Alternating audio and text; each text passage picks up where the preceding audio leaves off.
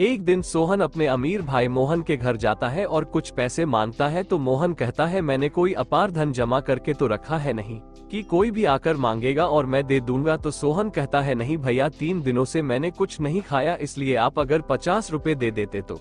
फिर मोहन कहता है सुनो, सुबह सुबह मुझे इस तरह की बातें सुनना बिल्कुल पसंद नहीं है। तू मेरा सगा भाई है, इसलिए मुझसे तेरा दुख देखा नहीं जाता। एक काम कर, आज पूरे दिन मेरे बगीचे की सफाई कर दे। सोहन कहता है ठीक है भैया, मैं तैयार हूँ। बनारस के पास किसी गांव में 2 भाई रहा करते थे, मोहन और सोहन। मोहन खूब अमीर होता है और सोहन बहुत गरीब होता है। एक दिन सोहन अपने अमीर भाई मोहन के घर जाता है और कुछ पैसे मांगता है तो मोहन कहता है मैंने कोई अपार धन जमा करके तो रखा है नहीं कि कोई भी आकर मांगेगा और मैं दे दूंगा। तो सोहन कहता है नहीं भैया, 3 दिनों से मैंने कुछ नहीं खाया, इसलिए आप अगर 50 रुपए दे देते तो। फिर मोहन कहता है सुनो, सुबह सुबह मुझे इस तरह की बातें सुनना बिल्कुल पसंद नहीं है। तू मेरा सगा भाई है, इसलिए मुझसे तेरा दुख देखा नहीं जाता। एक काम कर, आज पूरे दिन मेरे बगीचे की सफाई कर दे। सोहन कहता है ठीक है भैया, मैं तैयार हूँ। मोहन कहता है तो ठीक है, जाओ काम पर लग जाओ, और अपने नौकर से कहता है इन्हें कुदाल और फावड़ा दे दो। गरीब भाई सोहन बड़ी मेहनत करके कड़ी धूप में पूरे बगीचे की सफाई करता है और पेड़ पौधों की अच्छे से क्यारियां बनाता है। और शाम हो जाती है तब सोहन अपने भाई मोहन के पास जाता है अपने मेहनत की मजदूरी लेने के लिए।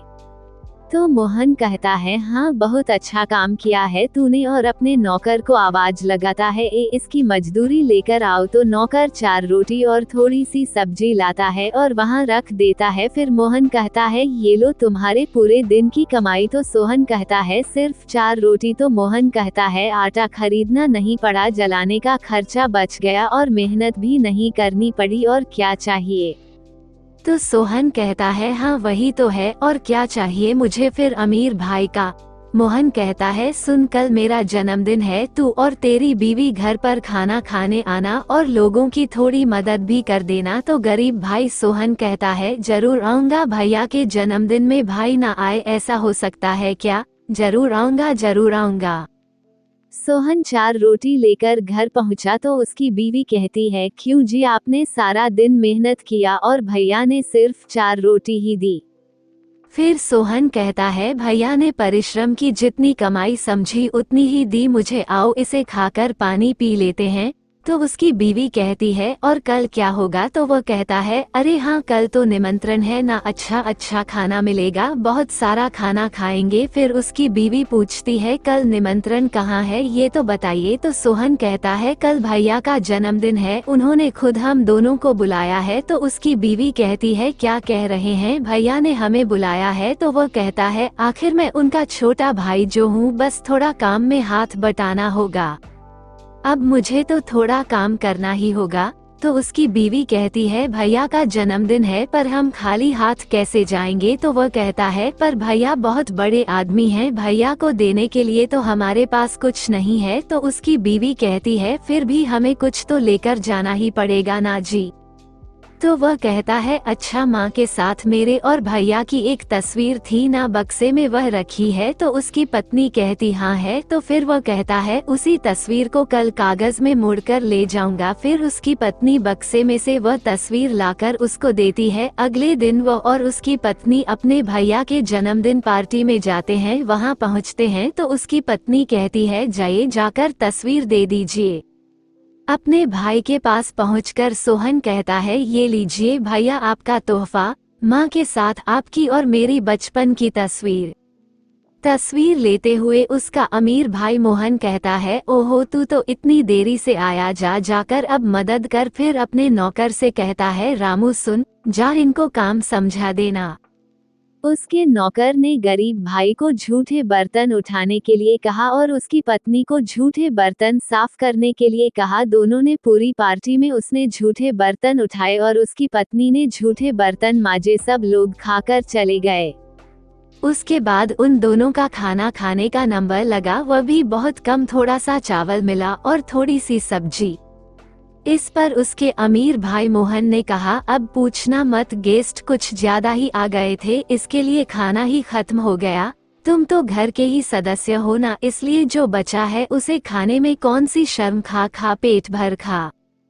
फिर जो था उसे खाकर वो घर की ओर जाने लगे तो रास्ते में कहता है, चलो अब एक गाना ही गा लेता हूँ। तो उसकी पत्नी कहती है, खाली पेट में गाना? तो फिर वह कहता है, आज भैया का जन्मदिन है, मैं गाना नहीं गाऊंगा तो कौन गाएगा? तो उसकी पत्नी कहती है, खाली पेट गाना गाने की मेरी कोई इच्छा नहीं है, आपके भैया का जन्मदिन है, आप गाइए। फिर वह गाना गाने लगता है, भैया तेरा जन्मदिन आए हर साल। जैसे ही वह गाना गाता है उसके पीछे पीछे कोई और गाना गाने लगता है, भैया तेरा जन्मदिन आए हर साल। तो वो अपनी पत्नी से पूछता है, अरे ये तुमने गाया क्या? तो उसकी पत्नी कहती है, नहीं मैंने तो नहीं गाया। तो वह कहता है, तो फिर मेरे साथ किसने गाया? उसकी पत्नी थोड़ा आगे चली जाती है और वह वहीं रुक जाता है। तभी उसी के अंदर से एक व्यक्ति निकलता है जो फटा पुराना कपड़ा पहना होता है और बहुत कमजोर अवस्था में होता है। फिर उससे पूछता है, क्या तुमने गाया? तो वह कमजोर व्यक्ति कहता है, हाँ मैंने गाया। फिर वह गरीब भाई सोहन पूछता है, पर क्यों, और तुम हमारे साथ क्यों चल रहे हो?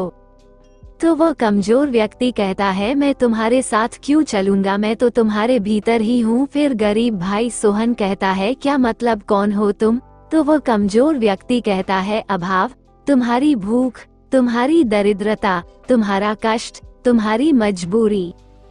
तो गरीब भाई कहता है, अरे भाई तुम क्या चाहते हो? तो वो कमजोर व्यक्ति कहता है, कुछ भी नहीं, जैसे मैं तुम्हारे साथ था बस वैसे ही हमेशा तुम्हारे साथ रहना चाहता हूँ। गरीब भाई कहता है, मुझे छोड़कर किसी और के पास चले जाओ। तो वो कमजोर व्यक्ति कहता है, मैं इतनी आसानी से किसी को छोड़कर नहीं जाता। तुम्हारे कष्ट, भूख, कमी, दरिद्रता जिस दिन चली जाएगी, जिस दिन तुम बड़े आदमी बन जाओगे, उस दिन मैं तुम्हें छोड़कर चला जाऊंगा। फिर गरीब भाई कहता है, मैं तो बहुत ज्यादा गरीब हूँ। तो वह कमजोर व्यक्ति कहता है, इसलिए तो मैं तुम्हारे साथ हूँ। फिर वो दोनों घर चले जाते हैं। तो घर में उसकी पत्नी कहती है, कल पूरा दिन हमने कुछ भी नहीं खाया, अब कितना पानी पीकर रहूं बताइए? तो गरीब भाई कहता है, हाँ हाँ मेरे भी पेट में दर्द है। तो उसकी पत्नी कहती है, जाकर कुछ करिए ना। तो गरीब भाई कहता है, बगल वाली राधा बुआ के यहाँ जाकर थोड़ा आटा और चावल ले आओ। तो उसकी पत्नी कहती है, गई थी, बुआ ने कहा कि वो रोज हमारे इस अभाव का खाने का जुगाड़ नहीं कर पाएगी। तो वो गरीब भाई सोचने लगता है कि अब मैं क्या करूं? तो उसके अंदर जो अभाव रहता है वो उसे सुझाव देता है कि घर के अंदर जो पीतल का गिलास है उसे गिरवी रखकर शायद कुछ ला पाओ। फिर वो गरीब भाई अपनी पत्नी से कहता है, सुनो, घर में एक पीतल का गिलास है ना, उसे दे दो,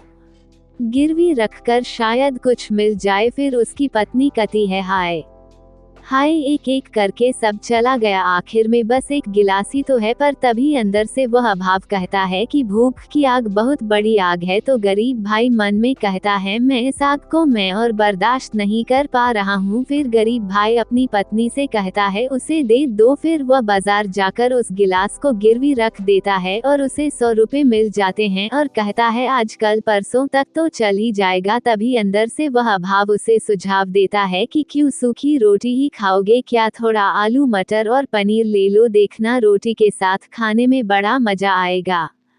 गरीब भाई कहता है, गलत नहीं कह रहे हो, वैसे भी मैंने पनीर की सब्जी काफी दिनों से नहीं खाई। तभी उसे सामने पनीर की दुकान दिखाई देती है। तो अभाव उससे कहता है, वह देखो पनीर का दुकान, जाओ जाओ ले लो। पनीर के दुकान पर पहुंचा है तो पनीर का भाव पूछता है। तो दुकानदार कहता है, 60 का पाव है। तो गरीब भाई एक बार कहता है, चलो जाने दो, नहीं लूंगा। तो अंदर से अभाव उसे कहता है, अरे ये क्या कर रही हो, एक ही दिन तो खाओगे ना, ले लो। फिर वो गरीब भाई मन बना लेता है और कहता है, अच्छा दे दो, एक पाव पनीर ले लेता है तो फिर अभाव अंदर से कहता है थोड़ा आलू प्याज मटर और सरसों का तेल के बिना सब्जी बनेगी कैसे बताओ, और उसके बाद में आखिर में अगर एक एक रसगुल्ला मिल जाए तो कैसा रहेगा बताओ। तो गरीब भाई कहता है अरे बाप रे। फिर अभाव कहता है अरे बाप रे नहीं, कदम आगे बढ़ाओ, तुम अकेले तो नहीं हो, तुम्हारी बीवी भी है, तुमने कितने दिनों से उसे अच्छा खाना नहीं खिलाया, जरा सोचो आज जब मौका है तो ले लो। रोटी और मटर पनीर की सब्जी और साथ में रसगुल्ला सब सामान लेकर घर पहुंचा तो उसकी बीवी कहती है क्या गिलास गिरवी रखकर राजा बन गए।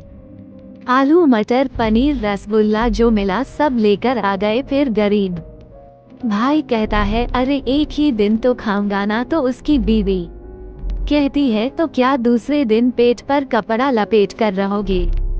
तो गरीब भाई कहता है कल का कल देखेंगे, भूख से पेट की आते जल रही है। फिर सब खाना बन जाता है और खाकर सो जाते हैं। दूसरे दिन फिर गरीब भाई अपने अंदर बैठे अभाव से कहता है अभाव अब आज क्या करेंगे। तो अभाव कहता है आज जंगल में लकड़ी काटेंगे। फिर गरीब भाई कहता है अरे क्या कर रहे हो, नहीं मेरे पास कुल्हाड़ी है ना ही आरी वगैरह, कैसे काटेंगे। तो अभाव कहता है बगल वाले घर से आरी और कुल्हाड़ी मांग लो। तो गरीब भाई कहता है अरे वो क्यों देंगे हमें।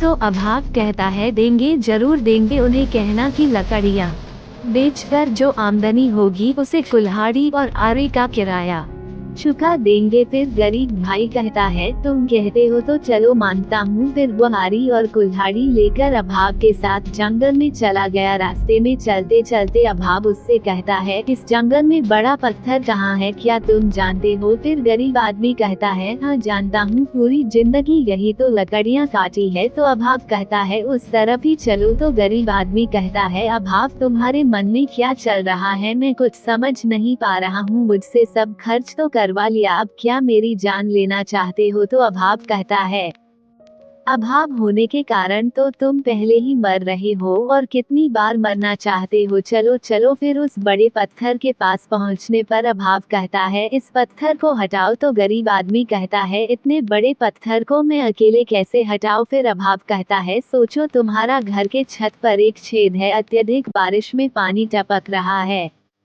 अभाव उसके अंदर हिम्मत बनाता है और वो खूब जोर लगाकर उस पत्थर को हटा देता है। फिर अभाव कहता है देखो तुमने कर दिखाया। फिर गरीब आदमी कहता है कैसे किया मैंने। तो अभाव कहता है तुमने नहीं, तुम्हारे अभाव ने तुम्हारे द्वारा पत्थर हटवा लिया, और पत्थर हटा तो उस जगह में एक सुरंग थी। फिर अभाव बोला अब देखो अंदर दो घड़े हैं, उसे उठा लो। फिर गरीब आदमी उस सुरंग के अंदर जाता है और अंदर दो घड़े रहते हैं और घड़े का ढक्कन हटाता है तो कहता है अरे ये तो सोने की मोहरों से भरा हुआ घड़ा है। फिर बाहर से अभाव कहता है ले लो, चलो मजे से जीवन बिताते हैं। और वो गरीब आदमी उन दोनों घड़ों को उठाकर सुरंग से बाहर आता है। फिर उस गरीब आदमी सोहन के दिमाग में एक ख्याल आता है और अभाव को कहता है अभाव और है क्या, जरा जाकर अंदर देखो। तो अभाव कहता है ठीक है जाकर देखता हूँ। अभाव जैसे ही उस सुरंग के अंदर जाने के लिए झुकता है तो गरीब आदमी उसको पीछे से धक्का दे देता है और वो धड़ाम से अंदर गिर जाता है।